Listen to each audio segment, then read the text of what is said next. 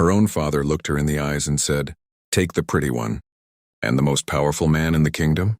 He looked right back and chose her instead. This is not a story about the girl who got lucky. This is a story about a father who sold his daughters like furniture, a duke who saw something nobody else did, and a quiet girl who had been invisible her whole life, until the day she wasn't. And by the end of this video, you are going to understand exactly why this story hits differently, because it is not just a romance. It is about what happens when the person everyone ignored turns out to be the most remarkable one in the room. Stay with me, so let's set the scene. There are two sisters. The older one, Alara, is the one everyone talks about. Golden hair, bright smile, the kind of girl who walks into a room and every head turns. Her father, Lord Ashton, has spent years grooming her for one purpose: to marry well and bring money and status back to their struggling family. The younger one is Mara. She is quieter, plainer, at least by the standards of their world. She reads too much, talks too little, and according to her father, she is basically furniture, something that takes up space but serves no real purpose. He has never once considered her for anything important. She is just there. Then the Duke of Cavendel comes along. Duke Aldrich is not someone you say no to. He is powerful, wealthy, a little cold, and not particularly interested in the social games that nobles love to play. He has been looking for a wife, not because he wants one, but because his advisors will not stop reminding him that he needs an heir. So he agrees to meet the eligible daughters of a few noble families. Lord Ashton practically trips over himself getting Alara ready. New dress, new jewels, a whole rehearsed speech about her accomplishments. He tells Mara to stay in the back, be quiet, and smile if anyone looks her way. She is just there to fill the room.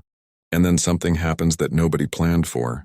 When the Duke arrives, Alara does everything right. She smiles perfectly. She says all the right things. She is charming and beautiful and exactly what a man in his position is supposed to want. But Aldrich is bored. Not because Alara is doing anything wrong.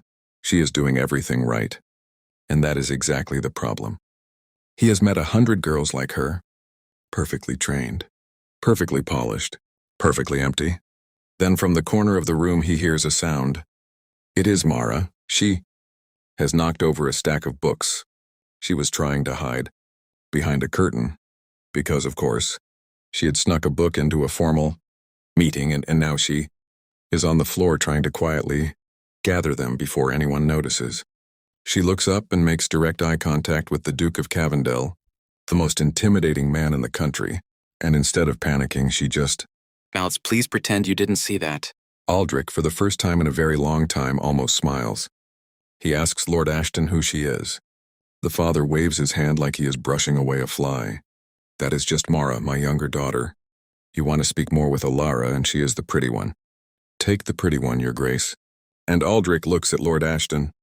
Then he looks at Mara, who is now standing with her books, clutched to her chest, looking like she wants the floor to swallow her whole. And he says, "I would like to speak with Mara." The room goes silent. Lord Ashton laughs nervously. Alara's smile freezes on her face, and Mara looks like she has just been told she accidentally won a contest she did not enter. But Aldrich is not joking. He sits down across from Mara and starts talking to her. Actually talking, not performing, and what he finds is someone completely different from anyone he has met in all his years of court life. Mara is honest, almost uncomfortably honest. When he asks her what she thinks of the political marriage tradition, she tells him directly that she thinks it is dehumanizing and outdated, and then immediately apologizes because she forgot for a second who she was talking to. He asks her why she had a book at a formal introduction meeting. She tells him she gets anxious and reading helps, and that she had genuinely not expected anyone to want to talk to her anyway. He asks her what she wants from life, not what her family wants, what she wants.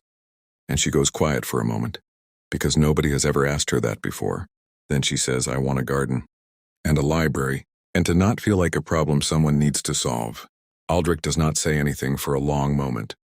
Then he stands up, walks over to Lord Ashton, and says he will be sending a formal proposal. Lord Ashton beams, assuming he means Alara. Then Aldrich adds Mara's full name, and the smile falls right off the father's face.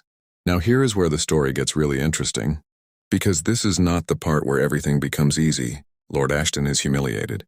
In his mind, something has gone terribly wrong. He tries to argue. He tries to redirect. He pulls Aldrich aside and tells him that Mara is not the right choice, that Ilara is more suitable, more beautiful, better trained for the role of a duchess. Aldrich lets him finish. Then he says very calmly that he was not asking for Lord Ashton's opinion, and that the proposal stands. The contract is signed. And just like that, Mara, the daughter nobody wanted, the girl who was told to stand in the back and be invisible, is engaged to the most powerful duke in the kingdom. But Mara does not feel like she won. She feels terrified, because she has spent her entire life being told she is less than, that she is the backup, the spare, the one that does not matter, and now she is supposed to step into a role that her family spent years preparing Ilara for, and she has had zero preparation and zero confidence, and a whole lifetime of being told she is not enough. Mara starts to settle into the ducky and turns out to be extraordinarily good at things nobody expected. She has an instinct for people. She is quietly perceptive. She remembers every small detail about everyone she meets, and the staff of the estate adore her within weeks. She is not grand or dramatic. She is just genuine, and in a world full of performance, that is rare. Aldrich starts to lower his walls. Not all at once, but piece by piece in small moments. He comes to find her in the library late at night. He starts asking for her opinion on things that have nothing to do with running a household. He defends her publicly and without hesitation when court members make snide comments about her being the lesser sister. And Lord Ashton, and the father who never saw her value, watches from a distance as his overlooked daughter becomes one of the most respected women in the nobility, the daughter he threw away, the one he told the Duke to ignore. The look on his face when he realizes what he lost by never truly seeing her, that is the moment this story earns every single one of its readers. Here is what this story is really about. Underneath all the romance and the court drama and the slow burn tension, it is about the people who have been told their whole lives that they are the lesser version of someone else. The second choice, the runner-up, the one who does not quite measure up. And it is about what happens when one person decides to actually look, really look, and sees something everyone else missed. Mara was never the problem.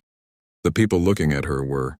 And that is why this story connects with so many people, because most of us have felt like Mara at some point, standing in the back, being told to let someone else take the lead, wondering if we will ever be seen for who we actually are.